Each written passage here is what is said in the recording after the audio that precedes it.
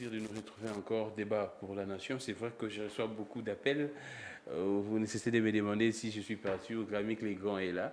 Très en forme. Je reçois pour vous Gauthier Sey, une émission très spéciale. On venait de nous apprendre l'arrestation de M. Salomon Kalonda Escadé, le conseil spécial de M. Moïse Katumbi. Voyager ensemble, on ne sait pas jusqu'à présent la destination du voyage et même la destination où ils sont partis avec M. Salomon Kalonda. On a vu des images. Vu l'heure, on ne serait pas à mesure de vous balancer ces images, mais du moins, vous suivrez ces images dans nos différentes éditions du journal, les vrais journal. Également, Mike Nkebaï en prison. Beaucoup d'opposants sont restreints, contraints d'être en mobilité pratiquement très réduite. Ça fait couler beaucoup d'encre et de salive. La communauté internationale a dénoncé cette entrave pratiquement à la liberté des mouvements, à la liberté des manifestations, même à la liberté d'expression. Les journalistes n'en parlons pas. Il y a beaucoup de choses, en tout cas, qui se passent. Nous allons également chuter par les séjours du président de la République au niveau de la Chine. Quels sont les intérêts pour la RDC? Est-ce qu'il pourrait y avoir des conséquences? On en parle avec Gauthier Sey, DG d'Enetic News. Pourquoi ne pas prendre également ce qui se passe au niveau de la CNSS? Comme vous le savez, il couvre habituellement les activités au niveau de cette entreprise publique. Gauthier Sey, je pense que vous êtes en forme. Oui, très en forme, malgré les difficultés dans lesquelles nous vivons et dans lesquelles nous travaillons. On essaye de tenir, mais ici, je tiens ici à condamner cette manière de faire des services d'intelligence, des services de sécurité, mais aussi de la justice. Je condamne la manière dont on vient de prendre les spéciales de Moïse Katumbi, Salomon Escadela, au pied de l'avion, alors que son patron était déjà dans l'avion. Salomon Escadela, c'est quand même quelqu'un de connu. Ouais. Toucher à Salomon, c'est toucher directement à Moïse Katumbi. Exactement. Parce qu'il a toujours été aux côtés de Katumbi. Le plus proche, en tout cas, Katumbi, je peux même dire que c'est le deuxième cerveau de Katumbi. Exactement. Donc, s'il y avait un problème, s'il y avait une plainte, ou il y avait, c'est pas moi, bavure du côté de Salomon Escadela, il y a une procédure pour arriver à arrêter quelqu'un. Cette façon de faire, on considère ça toujours comme de l'enlèvement. Ce n'est pas normal dans un pays qui se veut... l'enlèvement, parce qu'on ne brandit aucun document, il y a un pick-up qui vient comme ça. Dans un pays qui se veut un pays d'état de droit, on ne peut plus continuer, n'est-ce pas, à vivre des scènes pareilles. Donc, je considère que le régime Tshisekedi est en train toujours de violer, n'est-ce pas, les droits humains et la manière dont on continue à arrêter les dignitaires, les politiques de l'opposition. Je considère que c'est pas, ce n'est pas logique, ce n'est pas normal et je condamne cette façon dont Salomon Escadela a été arrêté et au pied de l'avion alors que son maître était déjà dans l'avion. Et j'appelle à la justice congolaise, j'appelle aux services de sécurité de respecter au minimum même les principes d'arrestation. Au minimum, on ne respecte même pas les principes d'arrestation. Pour arrêter quelqu'un, il faut commencer par l'inviter. S'il y a flagrance, il faut un mandat d'amener du procureur ou d'un magistrat ou du ministère public qui est à la recherche des infractions. Ouais. On ne peut pas prendre un individu comme ça sans brandir un document, et surtout, les prendre et le mettre dans une jeep et l'amener à une destination inconnue. Donc c'est pratiquement impossible. C'est pratiquement inconcevable dans un pays d'état de droit. Une personne dont sa fuite n'est pas à craindre, qui a des investissements même ici, un domicile. Mais comment expliquer, Gauthier, il y a quelques jours, il y avait déjà des informations qui circuleraient faisant état. Il y a même des confrères, je pense... Liberté comme ça, qui avait écrit que non, le pouvoir serait, en tout cas, il avait cité les noms des opposants, entre autres Salomon Kalonda, qui était parmi, qui devrait faire objet d'une arrestation dans les prochains jours. C'est-à-dire que la messe était déjà dite. Donc c'est prémédité. C'est peut-être prémédité, c'est la matérialisation de ce qu'ils ont prémédité il y a quelques jours. Je vous rappelle que j'ai l'impression que Salomon Escadela a un problème personnel avec ces régimes de Félix Tshisekedi. Salomon Kalonda a un problème personnel. Apparemment, j'ai l'impression. Comment ça, il a fait quoi? Je vous rappelle il ne parlait pas trop, lui. Je vous rappelle que quand ils étaient en exil, lui et son patron, ils n'avaient pas de passeport, qu'il y a eu alternance pacifique. C'était Félix Tshisekedi aux affaires. Il fallait leur donner le passeport pour qu'ils reviennent. Chez Katumbi, ça n'a pas traîné. Et Salomon a pris plus de 6 mois sans passeport. Selon certaines langues, son passeport était gelé à la présidence. son passeport était gelé à la présidence. Selon certaines langues à cette Où époque-là. Félix Tshisekedi est président de la République. Alors qu'ils ont combattu ensemble, ils ont été ensemble aux côtés de Katumbi. Est-ce qu'il y a un problème? Est-ce qu'il y a un antécédent? Mais on ne gère pas les pays avec des problèmes privés. On ne gère pas les pays avec des intentions personnelles ou des sentiments personnels. C'est ce qui s'est passé dans le passé. On ne peut pas le faire payer à quelqu'un aujourd'hui parce que on est proche du chef. On est proche du chef ou parce qu'on est, c'est pas moi, dans tel ou autre service. Il y a une manière, n'est-ce pas, d'interpeller un compatriote. Il y a une manière, n'est-ce pas, ici de prendre un compatriote. S'il y a flagrance, je pense que nous condamnons la procédure, nous condamnons les irrégularités de la même manière que j'ai condamné les irrégularités qui ont abouti à l'arrestation de Mike Mkebai. C'est de cette manière-là que je condamne aussi ce qui vient de se passer avec Salomon Escadela. S'il y a un problème personnel, il y a un antécédent, vaut mieux, n'est-ce pas, en finir une fois pour toutes, au lieu de commencer à revenir tout le temps traumatiser ou maltraiter la personne tout simplement parce qu'il est proche de Katumbi ou tout simplement parce qu'il y a eu un problème dans le passé. Je considère que cela n'honore pas notre pays. Alors, Gauthier essaye. Je pense que, mais comment vous analysez tout ça? On prend les libertés même des manifestations des opposants, pratiquement réduites. Matata Pogno qui veut se déplacer pour animer une conférence, il est empêché après beaucoup de bruit.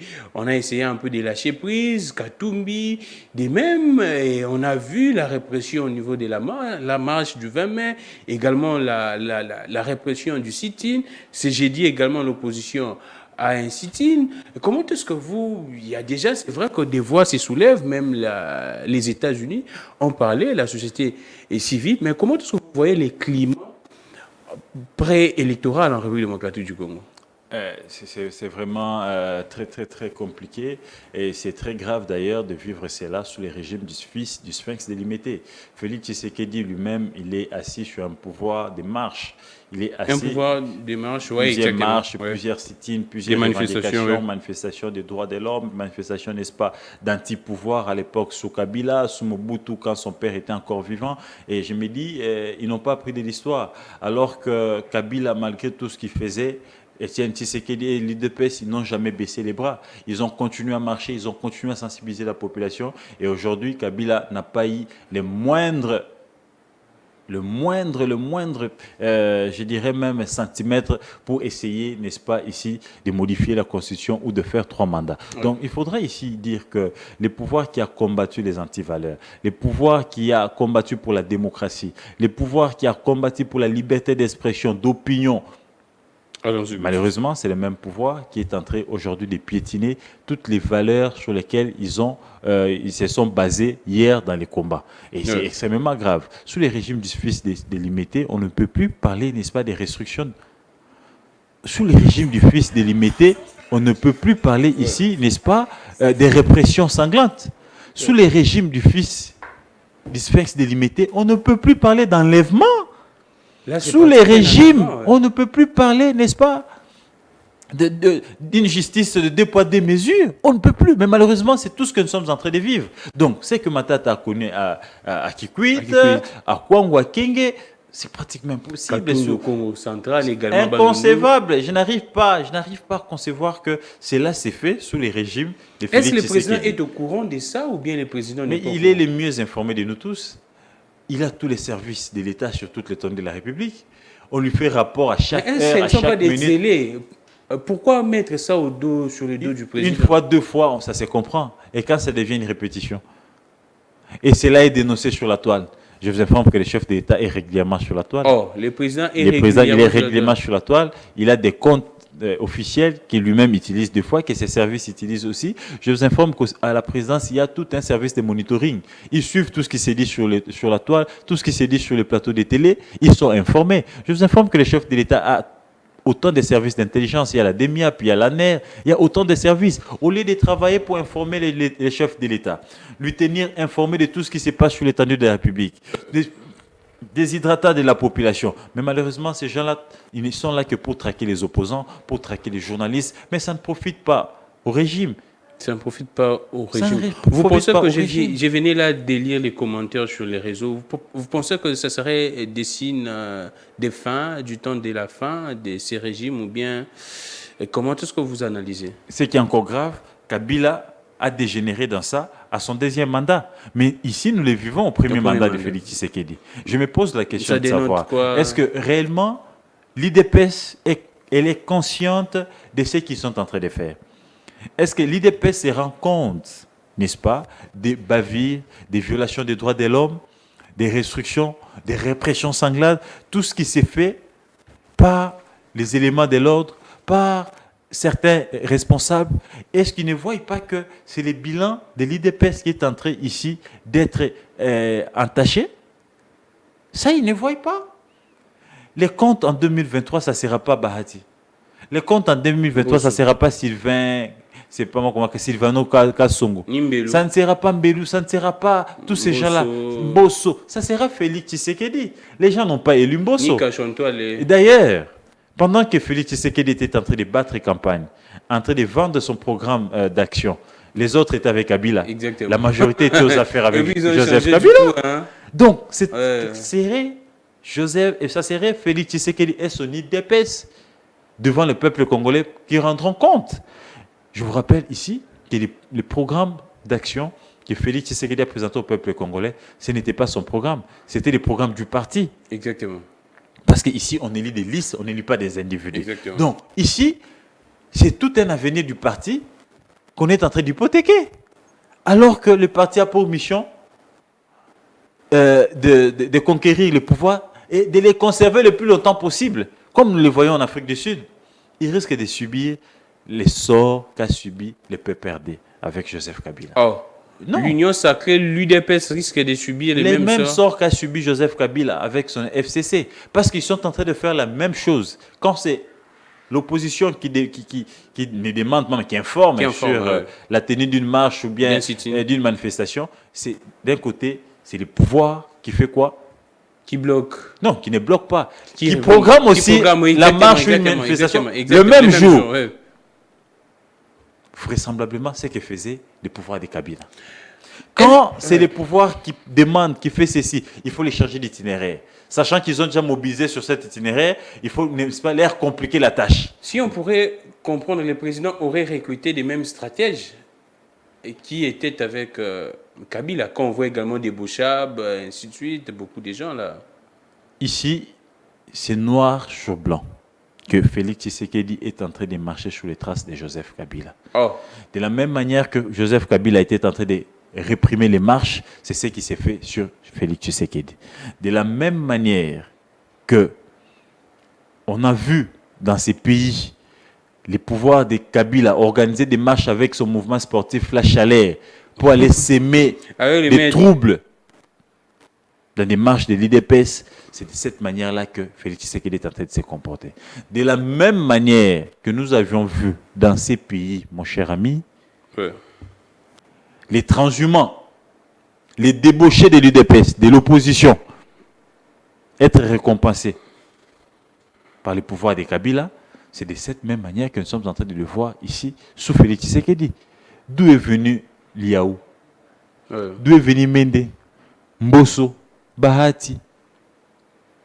Tous ces ministres-là du FCC, tous ces transhumants-là, ces débauchés-là, qui sont aujourd'hui de l'Union sacrée. Aujourd'hui, Liaou rentre à l'UDPS même. De la même manière que nous avions vu Kabila, après avoir débauché autant de politiques au sein de l'IDPS, au sein de l'opposition, ils ont créé une plateforme qu'ils ont appelée FCC. Ils ont mis n'importe qui dedans. Et cette plateforme a été incapable, n'est-ce pas, de donner la magistrature suprême au dauphin de Kabila. C'est de cette même manière que nous voyons aujourd'hui l'Union sacrée, avec tous ces transhumants, tous ces débauchés qui composent aujourd'hui la plateforme du chef de l'État, Félix Tshisekedi. Donc, ce qui s'est fait hier, ce dont l'IDPS a combattu hier, c'est ce qu'ils sont en train de reproduire aujourd'hui sous leur mandat. C'est extrêmement grave. Même la Bible, elle est claire sur cette question. Vaut mieux encore un chrétien qui commet des péchés, ne sachant pas que cela est interdit par la Bible, qu'un chrétien qui est en train de commettre des péchés volontairement, il sera, n'est-ce pas, châtié doublement. Ah, d'accord. Donc, ce que Félix Tshisekedi est en train de faire, et l'IDPS au pouvoir, c'est cracher sur les combats, sur les âmes de ceux qui ont donné leur vie pour ces combats, pour cette alternance pacifique. Je vous rappelle qu'il y a eu des combattants de l'IDPS, femmes et messieurs, qui ont donné de leur vie pour qu'aujourd'hui l'IDPS soit au pouvoir. Donc l'IDPS au pouvoir, les socles, c'est les sangs. Les socles, c'est les combats. Ouais.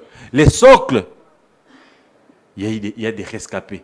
Il y a de ces jeunes gens, il y a de ces femmes qui ont perdu main, qui ont perdu bras, qui ont perdu l'œil, qui ont perdu les nez, qui ont perdu ceci, cela, parce qu'ils étaient dans des marches. Ouais. Parce qu'ils disaient non à Kabila. Non à Mobutu même. Non à Mobutu. Cette femme-là d'Étienne Tshisekedi, la maman de Félix Tshisekedi, elle est restée longuement traumatisée du vivant de son mari. Même pendant la mort de son mari. Parce que la mort de son homme, c'est une mort mystique. Jusqu'à aujourd'hui, on n'a jamais prouvé son corps même dans empêché il était mort. D'arriver ici au Congo. La mort mystique qui a traumatisé l'épouse pendant autant d'années aux côtés de son homme dans les combats. Cette maman a vu son mari être chassé de la capitale, arrêté. Cette maman s'est vue être renfermée dans la parcelle pendant autant de jours. Cette maman a vu des éléments de la police, de l'armée, venir tirer à balles réelles devant sa résidence. Et vous voyez, un régime comme ça, reproduire la même chose qu'ils ont combattu hier sous Kabila. Mais Gauthier, ce n'est pas l'erreur de l'opposition? Peter Kazadi qui a dit que l'opposition recrute dans les milices, Mobondo, l'opposition est dans cette milice, ainsi de suite. Est-ce que ce n'est pas l'opposition qui use des méthodes un peu interdites par la Constitution? Des méthodes de rébellion. Mais rien de nouveau dans ce que Peter a dit. Mais rappelez-vous que c'était les langages utilisés par les Kabylistes hier. Tous les ministres de l'Intérieur des Kabila, ils ont parlé de ça. Que l'IDPS était en train de recruter des badauds, des délinquants. Les cas Mouenasap. Pour faire quoi? Pour casser et pour piller. Ouais. Ce n'est pas du nouveau. Peter, je vous dis qu'ils sont sur les traces, n'est-ce pas, de la Kabylie. Ce sont les propos ici qui ont été ici prononcés par les kabylistes, notamment Lambert Mende, qui aujourd'hui c'est ce qu'ils disent, pur et dur même. Ce sont les propos qui ont été relayés ici ou prononcés par Bochab, qui aujourd'hui Kabila est tshisekidiste. Pur et dur. Par contre, Tundoka c'est Nabengi Yemei. Yemei aujourd'hui a changé, c'est devenu Moukwatombolo. Donc rien de nouveau dans tout ce que ces gens sont en train de nous montrer. Donc les propos de Peter Kazadi, il faut le mettre ici, n'est-ce pas, dans la suite logique des propos des kabylistes. Donc il est en train de puiser, n'est-ce pas, dans le même sac que les kabylistes. Donc rien de nouveau. Et si, c'est qu'il dit, parce qu'il est VPM de l'intérieur et de la sécurité, on suppose qu'il a des informations. Pourquoi ne pas saisir la justice? Pourquoi ne pas dénoncer ces opposants-là qui recrutent dans Mabondo, qui recrutent dans des groupes rebelles? Il devait les exposer afin que la justice puisse mener des enquêtes et puis établir les responsabilités. Ce qui n'a pas été fait. Et ce qui n'est pas fait jusqu'à ces jours. L'opposition n'a pas un plan machiavélique. Le président également a dit que non, l'opposition est dans la logique, les termes m'échappent, mais dans la logique de débloquer tout dans une logique de la sorte. Est-ce que l'opposition n'a pas un plan très machiavélique? Mais ça ne peut étonner personne. Rappelez-vous, à l'époque, Kabila l'a dit. Les lieutenants de Kabila l'ont dit. Et que l'opposition d'Étienne Tshisekedi était dans une logique de tout bloquer et de tout rejeter pour, n'est-ce pas, ici, brûler le pays, brûler le pays, attirer les sanctions internationales sur les dirigeants. Ça a été dit sous la Kabylie. Rien de nouveau. Tout ce qui s'est dit aujourd'hui, nous l'avions déjà entendu. Mais malheureusement, ils sont en train de reproduire les mêmes méthodes qu'ils ont eu eux-mêmes à dénoncer hier sous la Kabylie. S'il y a un plan machiavélique que l'opposition est en train, n'est-ce pas, de concocter, alors les services d'intelligence devraient suivre de près, essayer d'établir les responsabilités. Et on viendra ici dénoncer. Mais s'ils veulent manifester les droits qui leur sont garantis par la Constitution, on les refuse des manifestations. On refuse même à certains opposants d'accéder dans certaines provinces. Vous trouvez ça normal? Malheureusement. C'est pas révoltant ça? C'est pas inconcevable sur les régimes du Parti démocratique au pouvoir? Alors, Gauthier Sey, on prend très vite. Là, hier, vous aviez écrit, vous particulièrement, vous étiez même les premiers à diffuser cette information dans l'éthique. Je ne sais pas si c'était sur votre compte Twitter. Il y a une commission pour essayer un peu d'examiner les cas des Safou. Qu'est-ce qui se passe? Je salue Je salue cette sagesse du bureau et de la plénière de l'Assemblée nationale qui a pensé qu'avant de condamner, il faut entendre aussi l'autre. Et c'est ce qui a manqué dans l'arrestation de Mike Mukebai. L'Assemblée provinciale est restée silencieuse et je comprends parce que Mike Mukebai n'a jamais convergé avec la façon de faire de ces bureaux-là et ils ne peuvent que se satisfaire, n'est-ce pas, de l'enlèvement de Mukebai. Mais au moins les Birombo sur la plénière, ils ont résolu de mettre sur pied une commission ad hoc pour essayer, n'est-ce pas, ici, d'inviter leurs collègues, l'entendre pour qu'il puisse s'expliquer sur les propos qu'il a tenus sur le plateau de notre confrère Louis France. C'est ça la procédure. C'est de cette manière-là qu'il faudra procéder. Et on attend maintenant ce qui va se suivre. S'ils n'arrivent pas à s'expliquer, je pense que la plénière sera souveraine. Ils vont, n'est-ce pas, là, essayer, n'est-ce pas, de lever l'équivoque sur ce qui s'est dit, mais aussi de prendre des sanctions suivant les règlements intérieurs. La messe ne serait pas déjà dite contre Safou? On parlerait, c'est un récidiviste plusieurs fois et Safou n'écoute pas. Est-ce la messe ne serait pas dite déjà si on voit les cas Moukeba et aujourd'hui Salomon? Est-ce la messe ne serait pas dite à ce stade, au niveau de l'Assemblée nationale, dire que la messe a déjà été dite, je dirais, ça serait incohérent de ma part de le dire ainsi. Déjà, du fait qu'ils ont commencé par mettre sur pied une commission, je considère que la procédure est encore respectée. Donc, à notre ami et à leur collègue Daniel Safou qui sera invité, je pense les jours à venir se présenter et présenter ses moyens de défense. Et à ce moment-là, nous attendrons ce que Safou dira.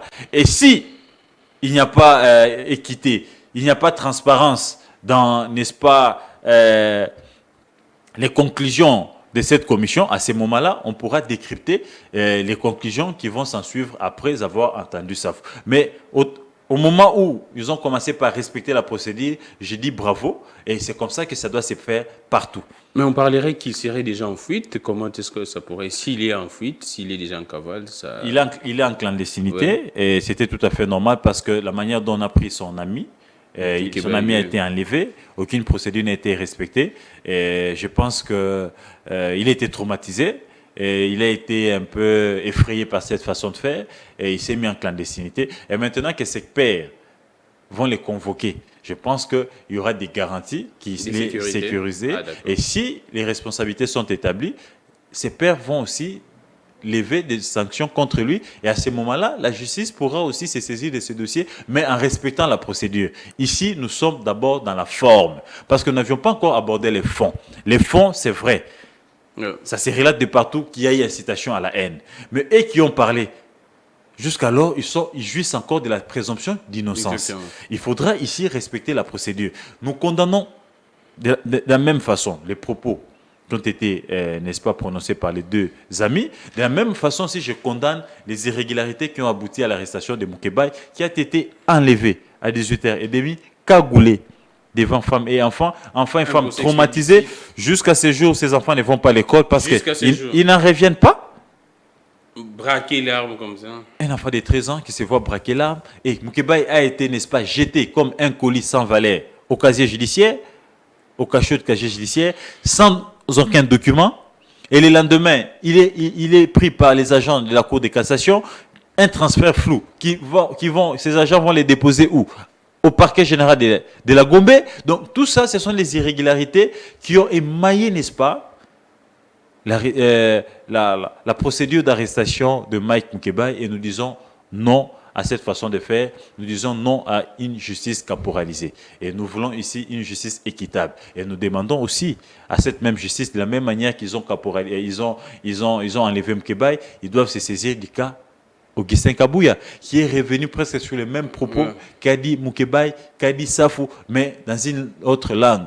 Et ils l'ont dit à Lingala, l'autre l'a dit en français. On parlait de deux poids, deux mesures. Kabouya, jusqu'à présent, il est libre. Il a voyagé même. Il a même voyagé. On ne l'a même pas pris au pied de l'avion comme on vient de prendre Salomon Escadé là. On s'est dit, est-ce que cette république, c'est seulement la république des membres de l'IDPS, de ceux qui sont au pouvoir, ou c'est la république de tout le monde? Autant Mukebai est congolais, autant Kabouya l'est. Et d'ailleurs, Kabouya n'a aucune fonction publique. Mais Mukebai, c'est un élu du peuple. C'est un député provincial. On devait quand même respecter même son statut avant de le prendre de cette manière comme un vulgaire fumeur de chanvre. Et ici, je viens ici aussi, je profite de ton plateau. Allons-y.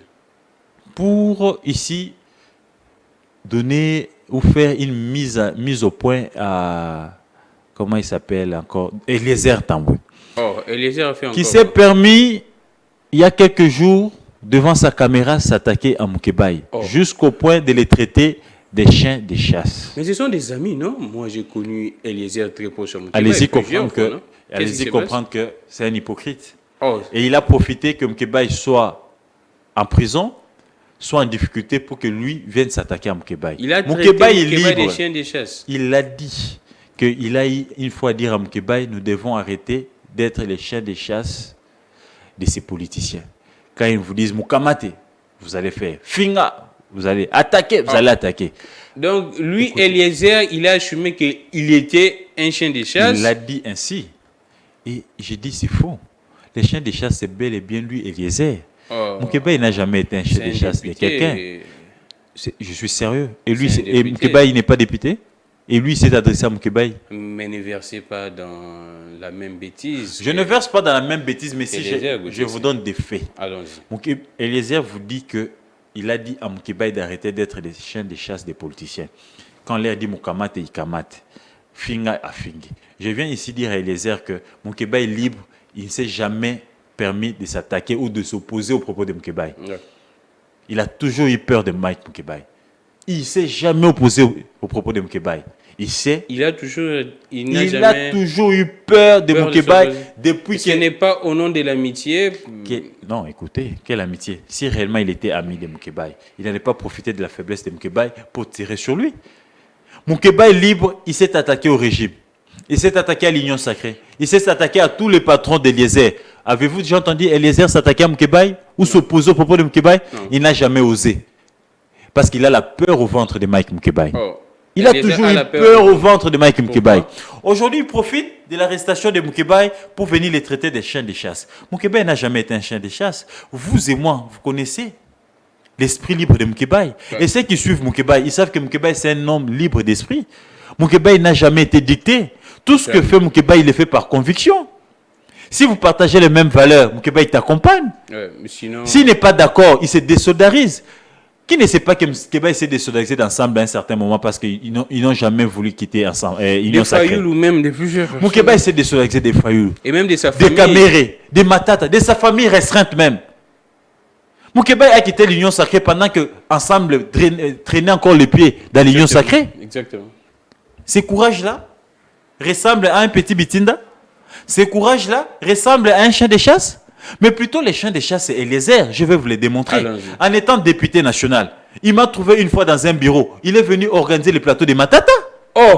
Qui ne sait pas que Eliezer est communicateur de Matata? S'il vous plaît, Gauthier, c'est... Je dis ici... En étant député national... Il y a 2 ans. Eliezer Tambwe, pendant qu'il est député national, il est venu me trouver dans un bureau où Matata l'a envoyé pour venir organiser un plateau afin qu'on parle de lui. Et qui était le réalisateur de cette émission? C'était Eliezer Tambwe. Un député. Il me suit. Eliezer Tambwe, c'est lui le chien de chasse. Qui ne sait pas qu'Eliezer Tambwe... C'est un communicateur de Matata, Eliezer Tambwe. Je vous dis qu'il m'a trouvé dans un bureau. Il est venu réaliser l'émission de Matata.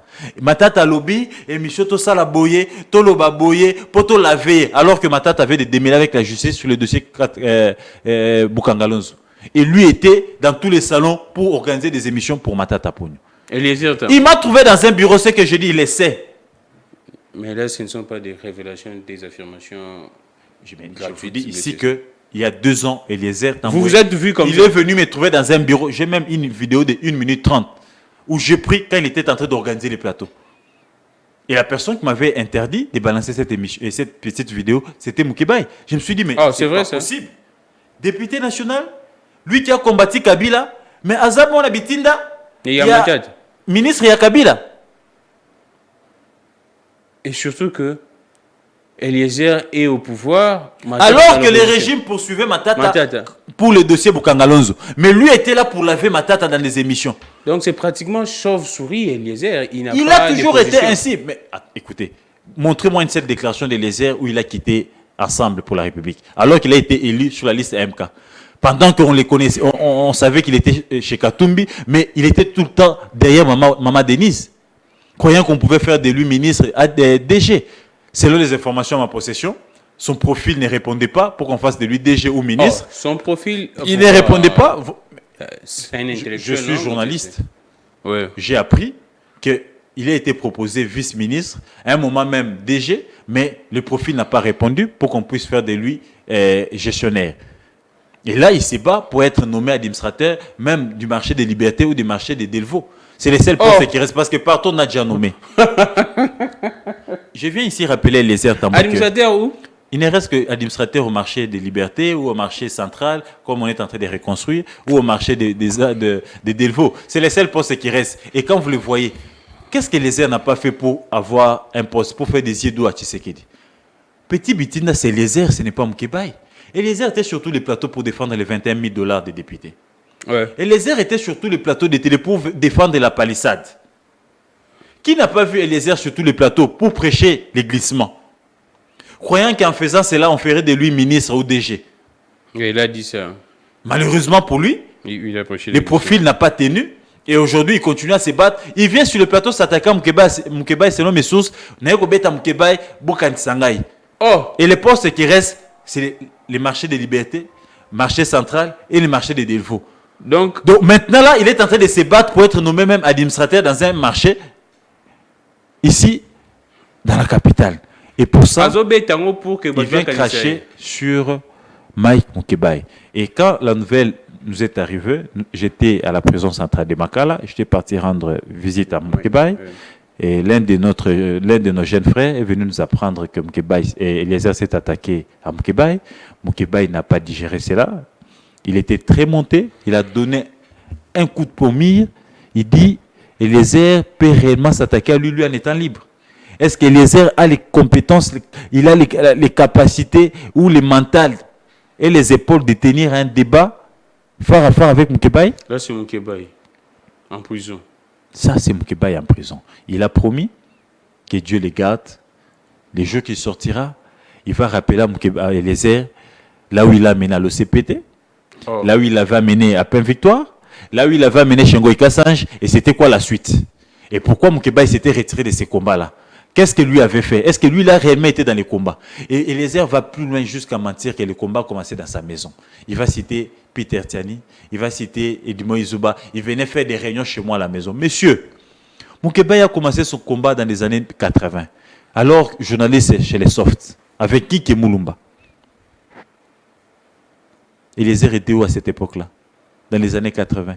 Dans les années 1995, Moukébaï commence à faire un nom. Quand il s'opposait à Mouzé Laurent Désiré Kabila, alors que certains disaient que Mouzé c'est un libérateur. Moukébaï n'a jamais été d'accord avec Mouzé.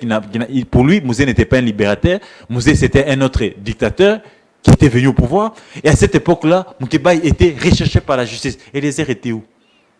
Certainement au village. Certainement. Parce que tous ici, nous avions connu les airs dans les années 2000.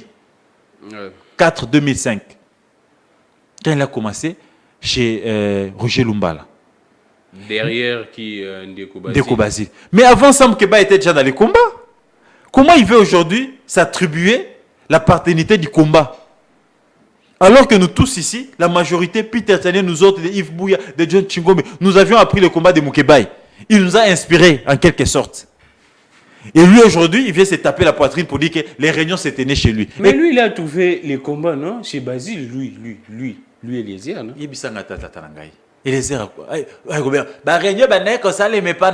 Alors que Moukébaï reconnaît avoir été parti chez lui que 3 fois. Quand il habitait à limiter côté à Maïwana, à Lobi, Mouninga Zaina Moutoukate, Moutougaï n'a pas. Et d'ailleurs, ces jours-là, je me rappelle, Moukébaï a des femmes Toukananga Jeep, Abi, et les avant d'à côté à Maï, Mabanga, des sanga Jeep, n'a pas comme Panaï. Je me rappelle encore. Et Moukébaï n'est allé chez lui que 3 fois. Bah, réunion, il y a combat, il y a émission kiosque. Et ben, c'est na bandal. Et pas innocent Lenga. Qui ne le sait pas? Même le régime le savait. Mouninga na Boloko, toi, tu te permets de venir mentir, croyant qu'il est mort, alors que Bissot est témoin. Moi, j'ai 25 ans presque d'amitié avec Moukébaï. J'ai connu Moukébaï à l'âge de 10 ans. Moukébaï, bon, la racine a TP à classe. Ngana vaninda ko mokona Moukébaï. Le pango mokona Moukébaï. Na isangi 278 chez ses parents. Je peux parler de Moukébaï.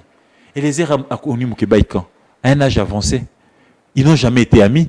Je peux te citer des amis de Moukébaï, Achille Kadima. Bienvenue Bakoumania. Et notre vieux de géopolice, comment il s'appelle encore? Willy Kalingay. Je peux t'en citer. Même qui monte aussi, Paulette. Je peux. Ils ont étudié ensemble. Voilà, Paulette Kimuntu. Et tout celui qui a étudié avec Moukébaï, tout celui qui a grandi avec Moukébaï, Moukébaï c'est un révolutionnaire depuis les jeunes âges. Est-ce que les gens savent Moukébaï soit chocolat? Moukébaï n'est pas né comme ça. Les gens ne savent pas. Interroger l'histoire. Aujourd'hui, c'est Eliezer, une grenouille qui veut se faire grand. Ongaï, Kombe Bandé Panangaï. Donc, j'interpelle Eliezer. Il doit arrêter ici de s'attaquer à Moukébaï. Moukébaï n'est pas un chien de chasse. Moukébaï, c'est un homme de conviction. La preuve, il a quitté combien de leaders parce qu'ils ne se sont pas mis d'accord, parce qu'ils n'ont pas partagé les mêmes valeurs. Si, lui, Eliezer, il a été proposé par les régimes, sous Kabila, à cause de ce qu'il faisait là comme émission. A fortiori, Moukébaï, qui a eu un journal qui faisait très mal. Des critiques très tranchantes. Donc, Eliezer a menti. Le combat n'a pas commencé chez lui. Moukébaï a commencé ce combat depuis 80. Alors, il était journaliste chez les Softs. Il est même parti à Kigali. Moukébaï était même parti au front pour interroger l'ancien patron rebelle qui est aujourd'hui à la CPI. Moukébaï est allé l'interviewer. Tout ça, Eliezer était où? Eliezer était où à cette époque-là? Pour qu'ils disent que les réunions se faisaient chez lui.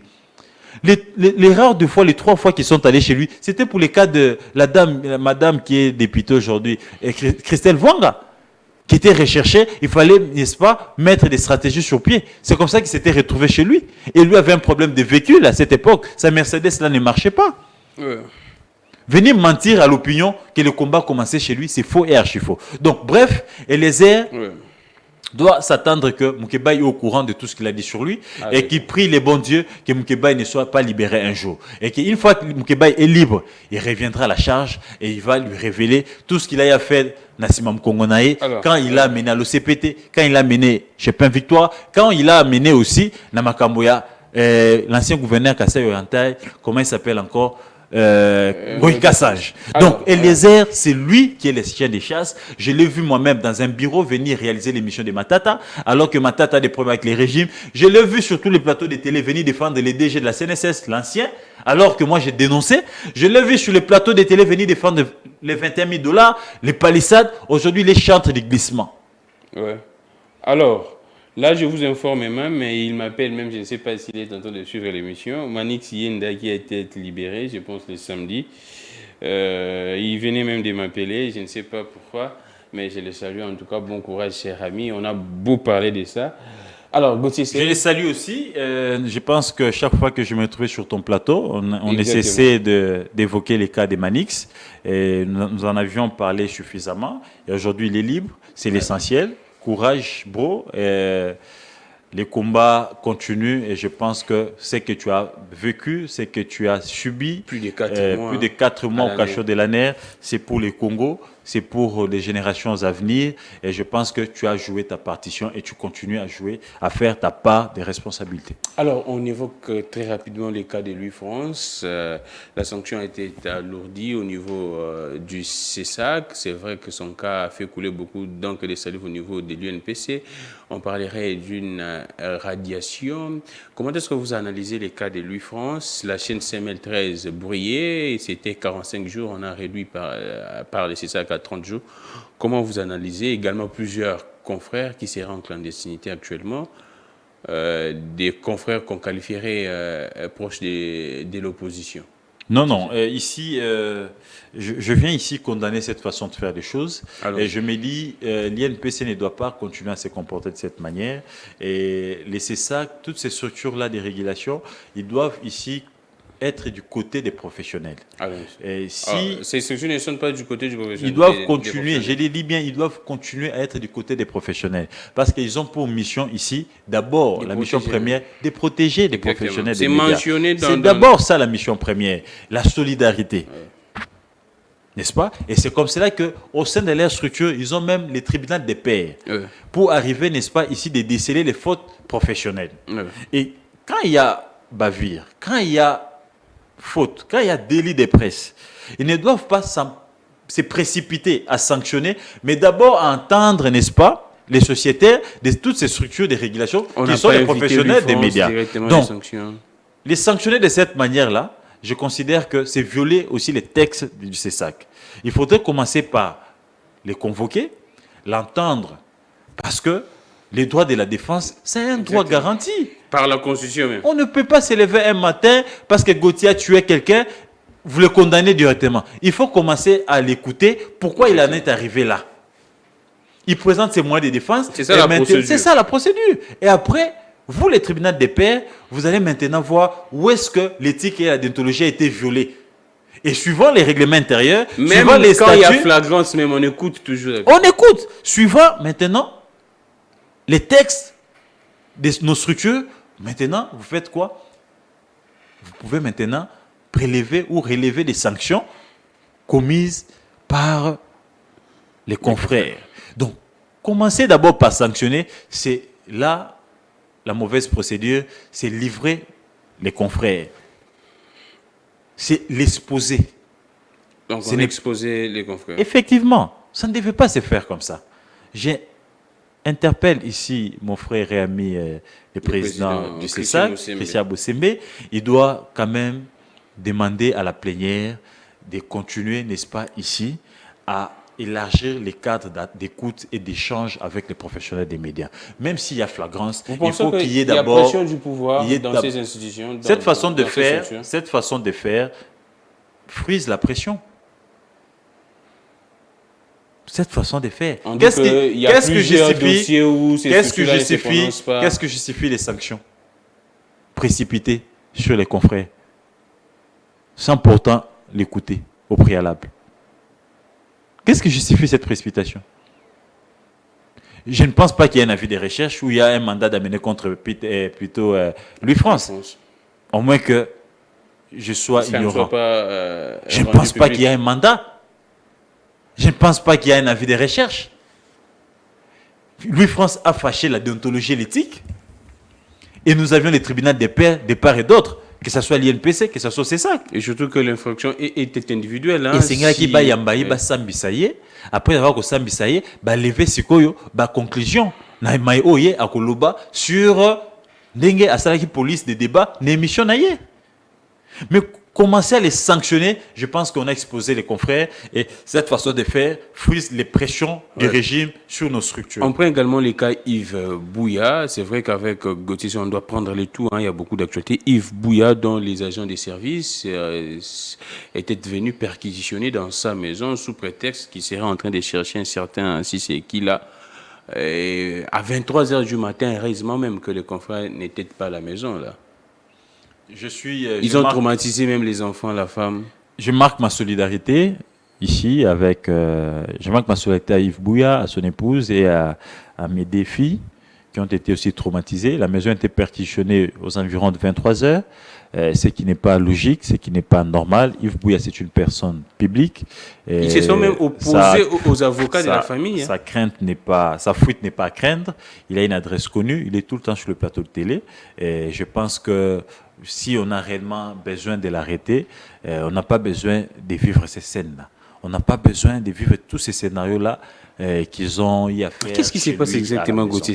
Je pense que cette façon de faire, c'est tout simplement les intimidations. Ce sont les intimidations contre les confrères pour, n'est-ce pas, ici, les réduire au silence, pour l'imposer les silences. Mais je pense que Bouya est vacciné et mentalement fort. Exactement. Je ne le vois pas céder à ces intimidations.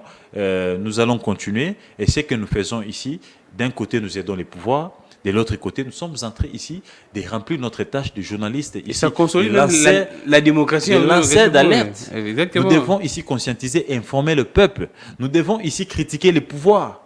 Quand ça ne marche pas, nous devons leur dire que ça ne marche pas. Quand ça marche, nous devons acclamer. C'est comme ce qu'ils viennent de faire en Chine. J'applaudis. Les mémorandums d'attente. Les 4 mémorandums, on parle de ça même déjà, oui. Dans quelques secteurs de notre pays. Je dis bravo, c'est un bon débit. Mais les mémorandums d'attente, ce sont les lignes directrices qui doivent aboutir, n'est-ce pas, par les signatures de contrats.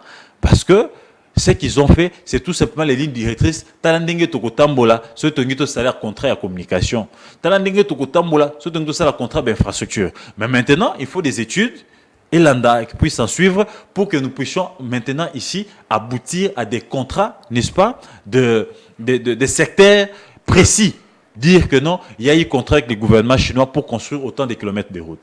Il y a eu contrat avec le gouvernement chinois pour construire autant d'écoles, autant d'hôpitaux. Il y a eu contrat avec le gouvernement, avec les entreprises chinoises pour faire ceci ou cela. Donc, jusqu'à ce stade, il n'y a pas encore eu de contrat proprement dit. Il n'y a eu que non des directives, des lignes directrices qui doivent, n'est-ce pas, aboutir à des signatures de contrats les jours à venir. C'est déjà là un pas qui est mis par le gouvernement Sama Lukonde, et nous attendons maintenant qu'il puisse proposer les projets au gouvernement chinois afin que le gouvernement puisse mettre le moyen. Et quelles sont les garanties prises par le gouvernement pour que ce qu'on a vécu avec les privés n'arrive pas dans ces contrats, dans ces négociations? Je pense que la première garantie, l'autre fois, le gouvernement a négocié avec les privés. Cette fois-ci, c'est État à État.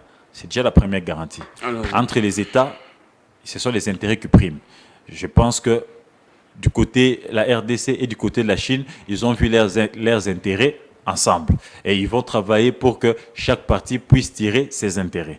Mais du côté privé, les privés capitalistes. Or, l'État n'a jamais été capitaliste. C'est-à-dire, l'État ne vend pas. L'État travaille pour l'intérêt de son peuple. L'État travaille pour le bien-être de sa population. Mais les privés travaillent pour l'intérêt de sa boîte et pour son intérêt personnel. Donc aujourd'hui, c'est que la garantie, nous n'avions plus traité avec des individus, mais on a traité avec les États. C'est les deux États qui ont traité. Ce sont les deux États qui vont signer des contrats dans différents secteurs de notre pays. Et je condamne ici cette campagne de certains communicants de l'ancien régime, comme quoi on ne donne pas des contrats à un pouvoir finissant. C'est quelle façon de réfléchir ça? Alors, le contrat, ce n'est pas Félix Tshisekedi. C'est l'État congolais qui signe un contrat. La continuité, même si Félix partait. Les contrats chinois, le contrat du siècle qu'on veut réévaluer, est-ce que c'est le contrat signé par Tshisekedi? Non. Il a hérité cela de l'ancien régime.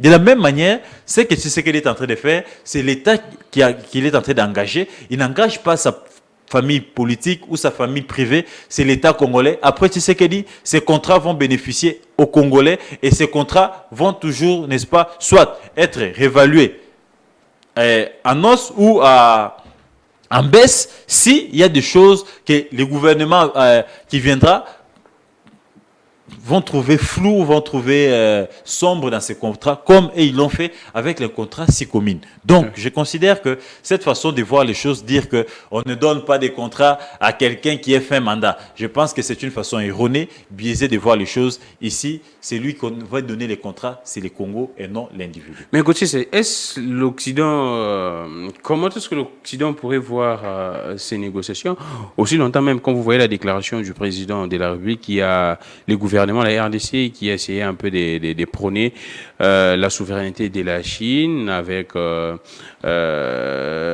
les Taïwan. Vous savez, il y a mésentente entre la Chine et puis les États-Unis, l'Occident qui pense que les Taïwan doit avoir sa souveraineté, ce qui n'est pas le cas pour la Chine. La Chine qui considère toujours que les Taïwan fait partie de la Chine, mais là, la RDC pratiquement est contre. Est-ce qu'il y a on pourrait lire un message dedans que la RDC, soit le pouvoir de Tshisekedi, est maintenant en contradiction avec les États-Unis.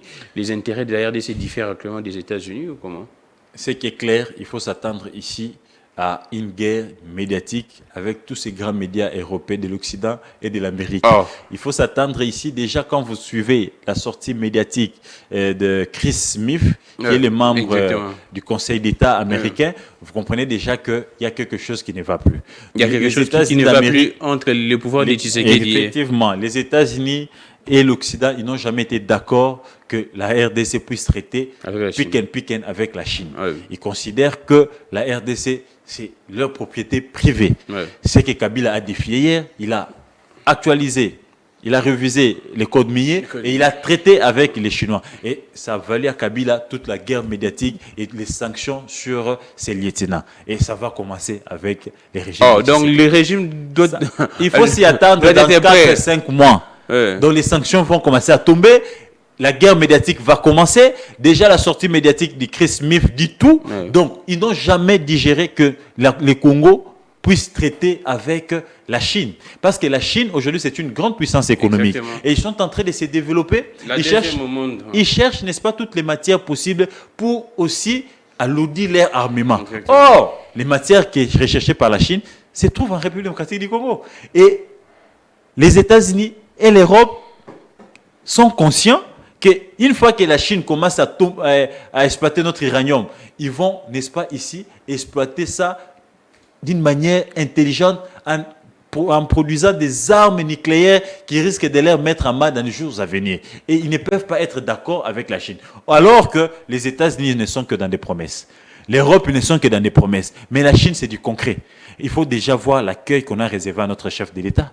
Il n'a jamais été reçu comme ça en France. Il n'a jamais été reçu comme ça aux États-Unis d'Amérique.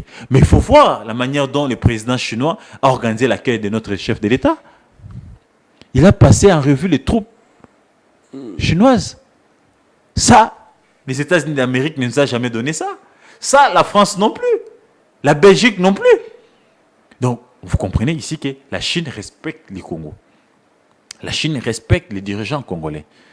Ce qui n'est pas le cas avec l'Occident, avec l'Amérique. Vous n'avez jamais entendu si la Chine placer un mot déplacé sur des questions internes de la République démocratique du Congo. Mais il faut suivre ce qui se passe aux États-Unis, ce qui se passe en Chine. C'est chaque jour qu'ils placent des mots déplacés sur nos questions internes.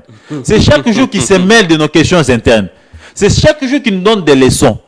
Et c'est chaque jour qu'ils nous dictent ce qu'il y a à faire. Vous avez suivi le ministre de l'Intérieur lui-même. Nous sommes ici, nous sommes sur la pression de la communauté internationale. Et on est obligé de céder. C'est ça un État souverain? Et là, c'est un homme d'État qui le dit.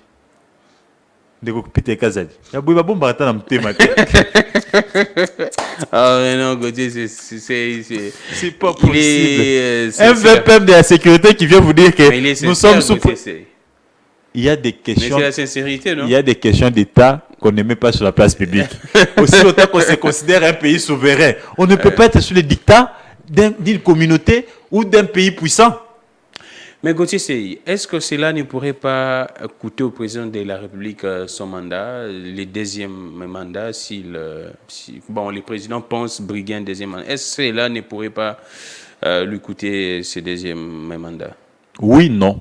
Oui, sur le plan médiatique et sur le plan des sanctions qui peuvent fragiliser nos coopérations, mais aussi sur le plan médiatique, il faut reconnaître qu'ils ont des grands médias, des grandes audiences. S'ils commencent une campagne de diabolisation, ça va toucher, n'est-ce pas, le monde entier et une grande partie de la population congolaise. Ça, sur ces plans-là, oui. Mais les Américains, les Européens ne viennent pas voter chez nous. C'est nous-mêmes les Congolais qui votons. C'est vrai, ils influencent nos votes avec leurs sanctions, avec les rapports, avec leurs campagnes. Mais il faut ici dire que ce sont les Congolais qui votent. Ce sont les Congolais, n'est-ce pas, qui vont aux urnes. D'un côté, à Félix Tshisekedi de jouer sa partition. Ils l'ont fait à Kabila. Kabila, jusqu'à ce jour, il ne part pas en Europe. Depuis qu'il a quitté le pouvoir, il est entre Seychelles, Dubaï, Afrique du Sud, Zambie, Congo, Lubumbashi. Kabila, il s'en fout de l'Europe. Mais malheureusement, les régimes actuels, à 60%, ils ont des origines. Oh, donc la différence entre le régime Kabila et les régimes actuels à 60%... Des origines laissées en Europe. Ils ont des enfants. Ils ont des traces en Europe. Ils ont des enfants qu'ils ont mis au monde là-bas. Ils ont des femmes là-bas. Ils ont des dossiers au niveau de la justice. Ils ont leurs investissements parce que ce sont des gens qui ont passé 30 ans, 32 ans, 60, 40 ans de leur vie là-bas. Ils ont presque investi là-bas. Ils sont même naturalisés, certains belges, certains français. Donc c'est ça la difficulté. C'est ça la difficulté que ces régimes ont. Si les sanctions commencent à tomber, certains ne verront plus leurs enfants.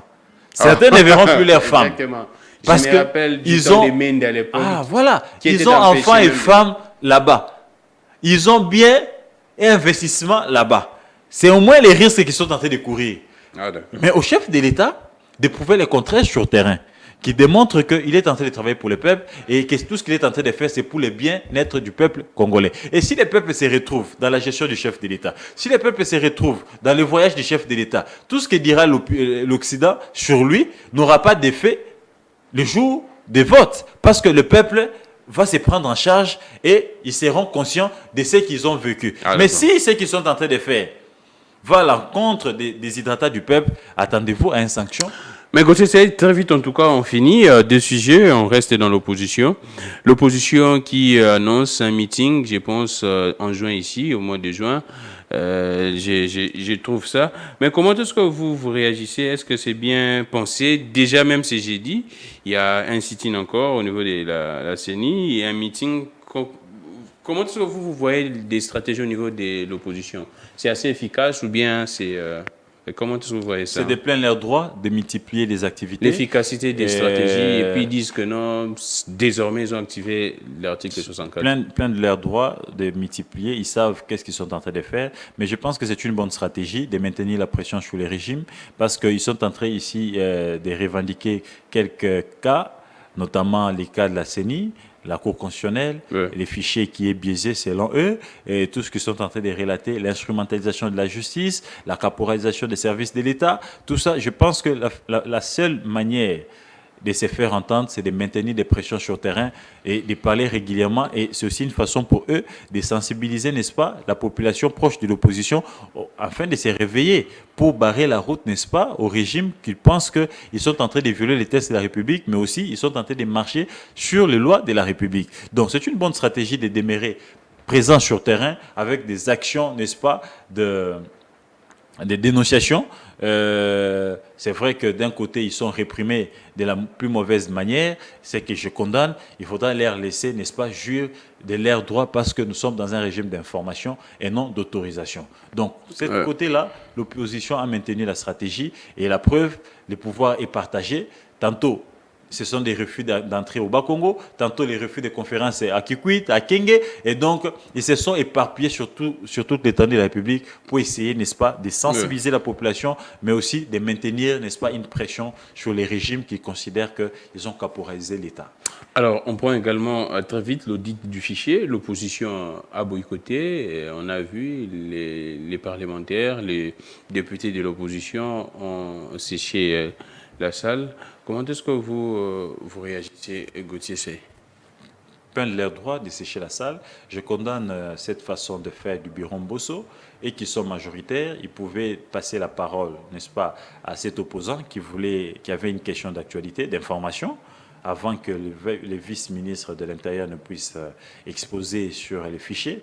Mais on lui a refusé la parole. Ils ont compris que tout était déjà boutiqué à faire passer les fichiers.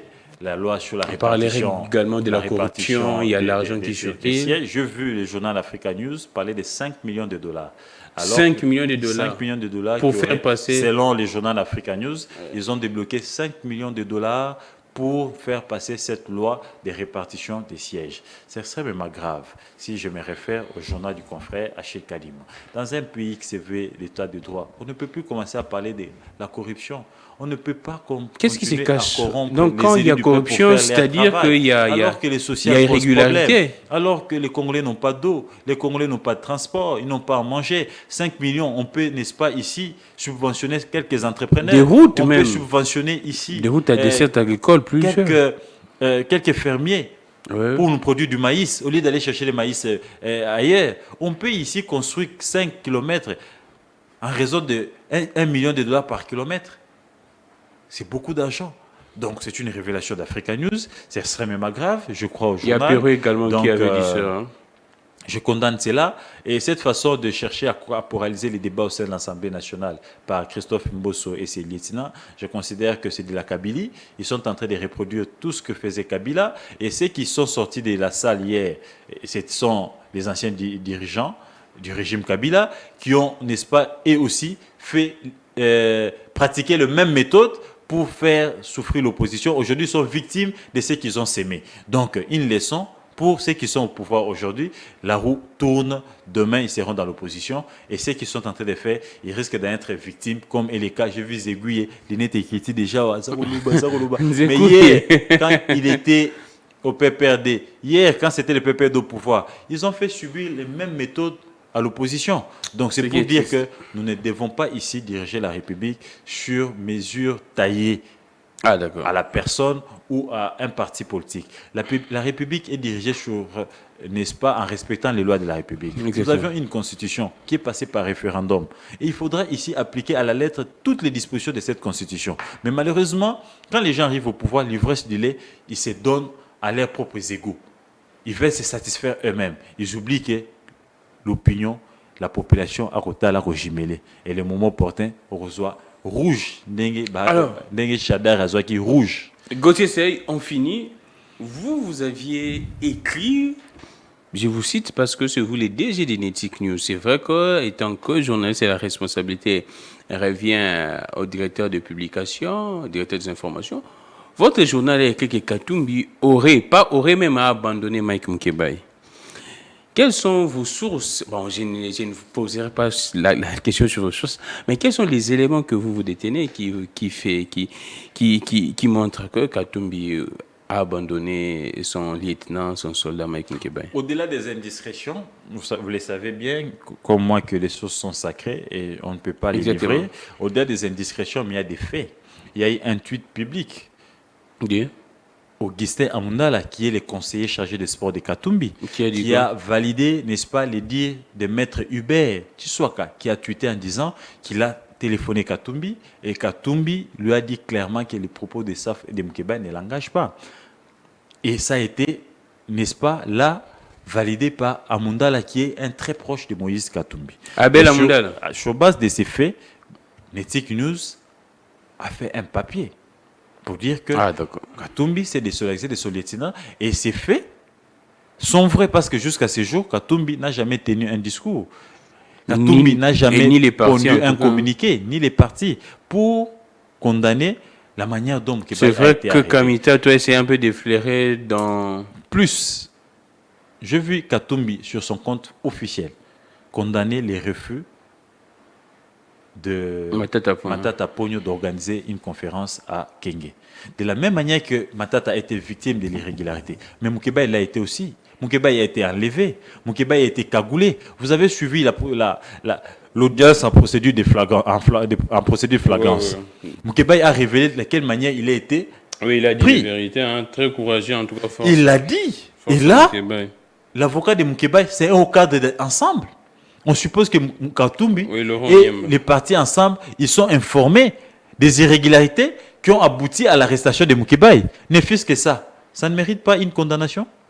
Ça ne mérite pas une dénonciation de la part de Katumbi et de son parti. Et sur base de ça, le journal s'est fait sa propre religion en concluant que Katumbi s'est désolidarisé de son lieutenant. C'est une analyse donc. Ce n'est pas une analyse, je te donne les faits. Il y a des tweets qui ont été cités dans l'article. Je vous parle du tweet de Amundala Augustin, qui est conseiller de Katumbi. Je vous parle du tweet de Maître Hubert, qui est défenseur des droits humains, qui a affirmé avoir parlé avec Katumbi personnellement. Et jusqu'à ce jour, Katumbi n'a jamais dénoncé. Et plutôt, il n'a jamais réagi. En disant non ou comment. Ils sont restés, qui ne dit mot consent. Ce n'est pas une analyse, c'est sur base de ces faits-là et les silences absolus de Katumbi et les blocs de l'opposition. On a résolu qu'ils ont abandonné Moukebaye. Et ce qui est extrêmement grave. Allons-y. Enfants et femmes de Moukebaye traumatisés. Ouais. Mais malheureusement, aucune solidarité de la part du parti, ni du président d'ensemble envers ces enfants-là, envers cette femme-là qui a vu son homme être enlevé à 18h30. C'est là où je me dis, Katumbi continue à être indécis. Mais regarde là, on vient de prendre son lieutenant proche. Vous le verrez dénoncer. Vous le verrez condamner. Certainement, il va même annuler son vol. Certainement, il va annuler son vol. Parce qu'il s'agit de son homme à tout faire. Mais Moukebaye qui est toujours en première ligne. Moukebaye qui est toujours au front quand il s'agit d'ensemble. C'est lui qui accepte de recevoir des coups de Katumbi. Ne mérite-t-il pas une solidarité de la part de Katumbi? Est-ce que, à cause de tout ça, il ne mérite pas une solidarité? Sa femme et enfants ne Katumbi méritent pas les n'appelle pas sa réconforts. famille, Katumbi n'aide pas la famille. Et puis, certainement, dans les coulisses, il est fait, hein, Gauthier Sey. J'ai appris que Salomon était en contact avec l'épouse de Mkebaye et ça m'a été confirmé par l'épouse de Mkebaye. Ah, ça, d'accord. je salue. Mais nous attendons, pendant que moi j'attendais une visite, de la même manière qu'il a fait chez Rossi et Thérèse, qui devait aussi aller réconforter l'épouse de son lieutenant et les enfants. Mais malheureusement, il prenait déjà son avion. qu'il voyage. Et certainement qu'il pourrait revenir à la longue. Je ne sais pas. C'est vrai que je crois que lors du meeting du 17 juin, je ne sais pas, il pouvait être mais là. Je pense que ça devait se faire pendant que ces enfants-là n'arrivent pas à regagner l'école parce qu'ils continuent à être traumatisés. Ah, d'accord. Ça allait être un bon réconfort. Je vous rappelle qu'un leader doit s'assumer. À l'époque, en 2019 ou 2020, Moukébaye a connu les mêmes circonstances. Il a été arrêté dans les mêmes circonstances. Yeah. Nous avions vu, alors il était proche de Martin Fayulu. Martin Fayulu n'a pas attendu qu'on lui dise que Moukébaye, réellement, il avait offensé la loi, on devait l'arrêter. Il a d'abord dénoncé les irrégularités. Martin Fayulu n'a pas attendu qu'il prenne l'avion pour revenir après. Quelques heures après, il a fait venir l'épouse de Moukébaye et les enfants pour les réconforter. C'est ça un leader qui s'assume et qui protège ses poulains. À ces moments, à ces stades, on a l'impression que Moukébaye est abandonné par son parti, mais aussi par son autorité morale. Courage à Mike Moukébaye, un invité très pertinent. J'ai parlé avec quelques proches de Moukébaye, et plutôt de Moïse Katumbi. Ils ont promis de revenir et de continuer à soutenir Moukébaye, et que dans les jours à venir, nous attendons les moments venus. Je me réserve encore d'entrer trop en détail sur cette question, mais j'attends voir. Si rien n'est fait, je reviendrai sur ton plateau et je vais faire d'autres révélations sur Ensemble et Moïse Katumbi, sur les cas Moukébaye, et je pense que ça sera vraiment très choquant. Merci beaucoup, Gauthier Sey. Moi, je dirais ceci, Ensemble pour la République. Ensemble pour la République, nous avons un communicateur rebelle pendate. C'est vrai que ces derniers temps, avec la présence de Moïse, et belé na télé. Mais des gens qui sont très permanents, nous quoi Moukébaye a été. Même Safou, il passe très rarement. Et quand Safou et Moukébaye, baza na frigo, na nyouf, c'est vraiment un manque à gagner de la part d'Ensemble. Vraiment, ça c'est vraiment une perte. Moi, je vous l'ai dit, moi je reçois des gens, avoir deux communicateurs comme Moukébaye et Safou, en tout cas, c'est avoir la communication de Kinshasa. Ils savent mieux communiquer. Na ba terme ba kinois balingaka. Ba yebena wol kota na lo poso ba kinois. Et quand vous n'avez pas ces deux personnes, c'est très compliqué. Merci beaucoup, j'ai reçu pour vous Gauthier Sey pour parler de cet enlèvement. Jusqu'à présent, on ne sait pas, j'étais en train, pendant tout au long de cette émission, je suivais, en tout cas, j'étais très concentré pour suivre des informations. Jusqu'à présent, on ne sait pas si Salomon est parti où. Un pick-up de la police a pris Salomon au pied de l'avion à l'aéroport d'Ndjili, là où il y a tous les services, il y a eu des militaires armés, on ne sait pas qu'est-ce qui se passe. Je pense que dans les prochaines éditions, vous aurez beaucoup plus d'informations. Relais YouTube, Peter Tieni, RDC. Je suis Gramik Legrand. Merci beaucoup à Gauthier Sey, DG d'Enetic News. Mais on n'a pas glissé un mot, s'il vous plaît. Dani, une minute. CNSS, j'ai vu les déplacements, Gauthier Sey. Qu'est-ce qui s'est passé? Très vite en tout cas, 1-2 minutes. Non, en tant que journaliste, j'ai été associé à aller couvrir les forums régionaux de l'AICS Afrique 2023 qui s'est tenu à Abidjan, en Côte d'Ivoire, où la CNSS Kinshasa a joué un grand rôle. Je vous rappelle ici que la CNSS Kinshasa, avec son directeur général Charles Moudiaye, ils sont ici à la présidence du BLESAC, du bureau des liaisons, n'est-ce pas, des caisses de la sous-région. Donc c'est dirigé par la CNSS Kinshasa, par les billets de son directeur général. Et il a été au four et au moulin, et d'ailleurs il a été à la modération d'un grand panel qui parlait de la couverture maladie universelle, où le directeur général, le fils maison de la CNSS, expert en sécurité sociale, il a démontré, il a planté les décors noir sur blanc sur les avantages et les défis à relever en Afrique pour arriver à implémenter, n'est-ce pas, cette cette couverture maladie universelle.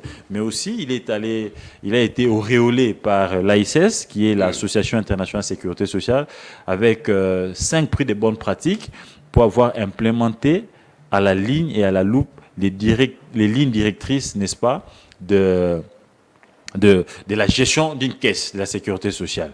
Donc, aujourd'hui, avec Charles Moudiaï, la CNSS ressemble aujourd'hui, n'est-ce pas, réellement à la vision du chef de l'État qui veut le peuple d'abord. Et le peuple d'abord, c'est le social, c'est la sécurité sociale. Et Moudiaï s'est fixé comme objectif avec son conseil d'administration de couvrir aujourd'hui tous les travailleurs congolais. Donc, coup de chapeau à Cédine Fils qui a honoré les drapeaux du Congo à l'extérieur, parce que souvent nous parlons du football, souvent nous parlons des politiques, mais quand un administratif arrive quand même à aller, n'est-ce pas, être auréolé de 5 prix de bonnes pratiques et aussi de modérer un panel aussi important comme de la couverture universelle, couverture maladie universelle, et il a bien fait, et ça dit tout.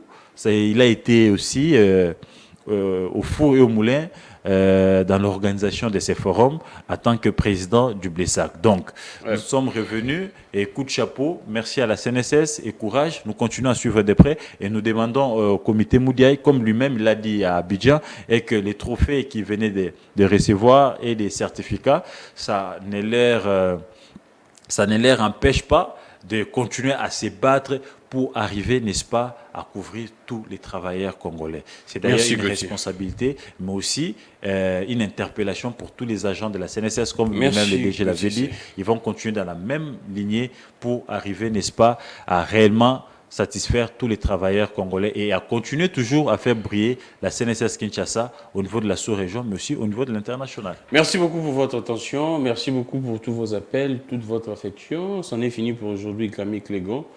Peter Thiani, RDC Relais YouTube, diffusion, rediffusion à nos heures habituelles. Je suis Grammy Clégon, que les dieux de toutes les inspirations continuent de nous inspirer et de vous inspirer également. Merci beaucoup à Dani et Réveil. Merci à vous aussi, chers téléspectateurs et chers internautes. Au revoir.